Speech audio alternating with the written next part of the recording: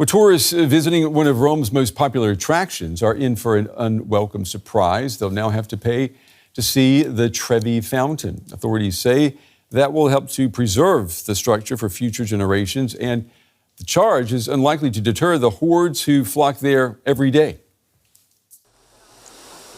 The Trevi Fountain is an icon of Baroque art.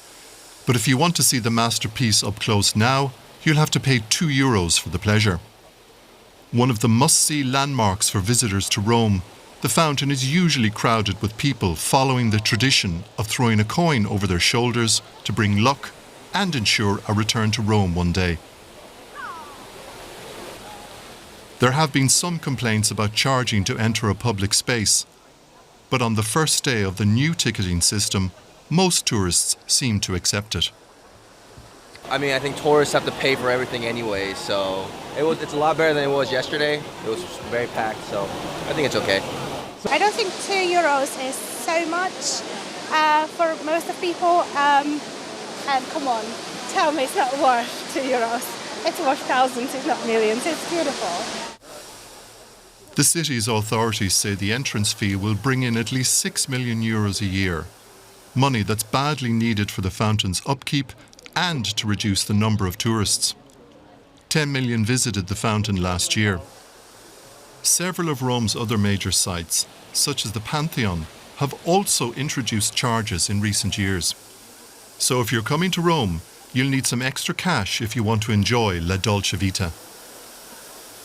All right, I want to bring in now journalist Seema Gupta. She is in Rome tonight. Seema, good to see you. So I guess if you want to toss a coin into the Trevi Fountain, it's going to maybe cost you, what, some pocket change? Why have city authorities, why have they decided to introduce this fee, and why now? Well, they actually put in place a years-long experiment last year in which they tried to control the number of people that were going down right to the basin of the fountain to throw the coin, because it often gets really crowded and there are lots of people there. So they tried to stagger and limit the number of people, creating pathways, a clear exit and a clear entrance. And clearly this worked. And so they decided, let's put in place this fee. And the money, as you mentioned, as we saw in that report, will actually be going towards maintaining the fountain, and they expect they could raise as much as €6 million in a year. Part of the money will also be used to allowing locals more access to certain local museums here in the city. But Seema, is it going to deter these huge crowds? I mean, I've been there numerous times, and you're right. I mean, there are throngs of people, especially in the summer. There, €2, is that going to scare people away? I don't think it's going to scare people away, but it's definitely going to control the numbers that come to the spot. You can buy your ticket online. You can buy it on hand. There are ushers there that will gladly take your money and give you a ticket. And for a lot of the tourists, I think they simply felt by making this payment, at least that would help towards maintaining this Baroque masterpiece. It was completed in 1762 and is still fed by an ancient Roman aqueduct. So there was a feeling at least that this would go towards saving it. Others, though, felt it was a bit unfair.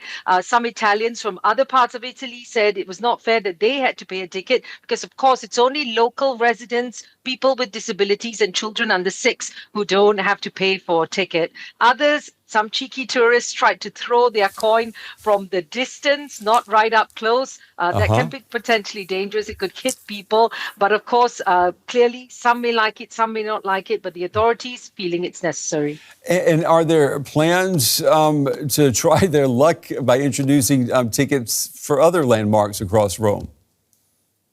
Well, it seems to be a trend. They put in place in 2023 the payment to go and see the Pantheon, an important monument here built by the Roman Emperor Hadrian. And people have been paying that money to enter the Pantheon.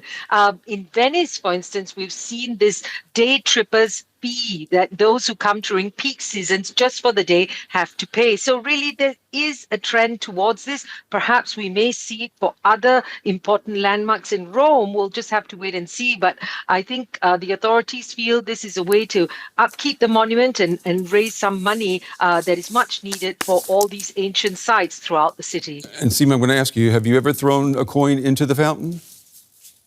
Of course I have. Very good. Everyone has. I live in Rome, but it was my way to make sure that I would return to the city. And I clearly return. I live here now. Yes, you did. Exactly. It does bring luck. Seema Gupta for us in Rome tonight. Seema, thank you.